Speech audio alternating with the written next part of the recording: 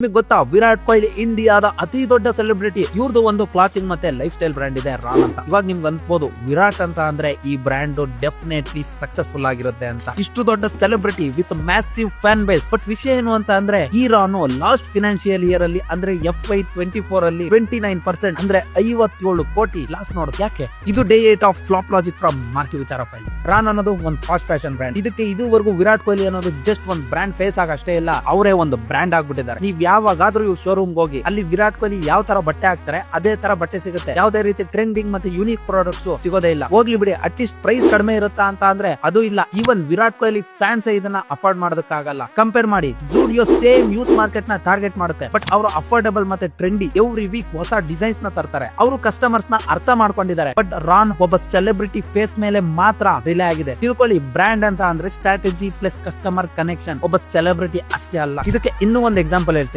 HRX by Ritik Roshan. ಇವರು fitness life style ನ build ಮಾಡ್ತಾರೆ ಅಂಡ್ ಅದನ್ನ ಯೂಸ್ ಮಾಡ್ಕೊಂಡು ಪ್ರಾಡಕ್ಟ್ ಜೊತೆ ಒಂದು ಕನೆಕ್ಷನ್ ನ ಕ್ರಿಯೇಟ್ ಮಾಡ್ತಾರೆ. ಸೊ ನೀವೇನಾದ್ರೂ ಒಂದು ಬ್ರ್ಯಾಂಡ್ ಸ್ಟಾರ್ಟ್ ಮಾಡಬೇಕು ಅಂತ ಇದ್ರೆ focus on product transformation and customer emotion, not just on a celebrity face. ನಿಮಗೆ ನೆಕ್ಸ್ಟ್ ಯಾವ ಫ್ಲಾಪ್ ಸ್ಟೋರಿ ಬೇಕು ಕಮೆಂಟ್ ಮಾಡಿ ಅಂಡ್ ಆ ವಿರಾಟ್ ಕೊಹ್ಲಿ ಫ್ಯಾನ್ ಗೂ ಈ ರೀಲ್ ನ ಶೇರ್ ಮಾಡಿ. Because learning from flop logic is also a success ಅಂತ ನಾನು ಅನ್ಕೊಂಡಿದ್ದೀನಿ. ಅಂಡ್ ಇದೇ ತರ ವ್ಯಾಲ್ಯೂಯಬಲ್ ಕಂಟೆಂಟ್ಸ್ ಬೇಕು ಅಂತ ಆದ್ರೆ ಮರಿದೇ ನಮ್ಮ ಮಾರ್ಕಿ ವಿಚಾರ ಪೇಜ್ ನ ಫಾಲೋ ಮಾಡ್ಕೊಳ್ಳಿ. ಅಂಡ್ ಇನ್ನು ಯಾರು ಸಬ್ಸ್ಕ್ರೈಬ್ ಮಾಡ್ಕೊಂಡಿಲ್ಲ ಸಬ್ಸ್ಕ್ರೈಬ್ ಮಾಡ್ಕೊಳ್ಳಿ. ಮತ್ತೆ ಸಿಗೋಣ.